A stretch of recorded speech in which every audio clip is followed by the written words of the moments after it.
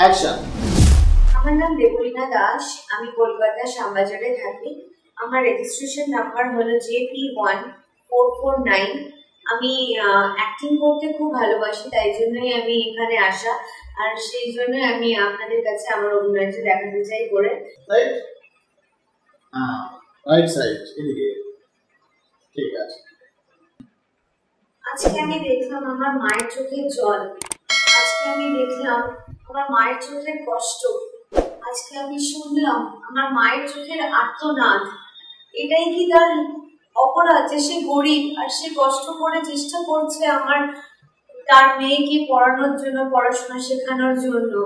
আজকে এইসব বড় লোকেরা সবসময় চেষ্টা করে গরিবদেরকে যেভাবেই হোক একটা অপবাদ দিয়ে চোর সাব্যস্ত করে তাদেরকে হেনস্থা করা, আর সেইভাবে তাদেরকে সেই কোনো প্রমাণ ছাড়া, কোনো বিচার ছাড়া তাদেরকে শাস্তি পাওয়ানো, এটাই কি সমাজের প্রতিকার? ওই লাইনটা, শেষের লাইনটা একবার বলো। না কোনো প্রমাণ, না কোনো সাক্ষী, বিনা বিচারে কোনো গরিবকে অপরাধী বানিয়ে দেয়। শেষ লাইন। না কোনো প্রমাণ, না কোনো বিচার, না কোনো শাস্তি, আর সেটাতেই শাস্তি নয়, সাক্ষী। সাক্ষী। এটা রেগে বলো, লাস্ট লাইনটা রেগে বলো। না কোনো বিচার, না কোনো সাক্ষী, আর কোনো প্রমাণ ছাড়াই কোনো একটা মানুষকে এরকম ধরনের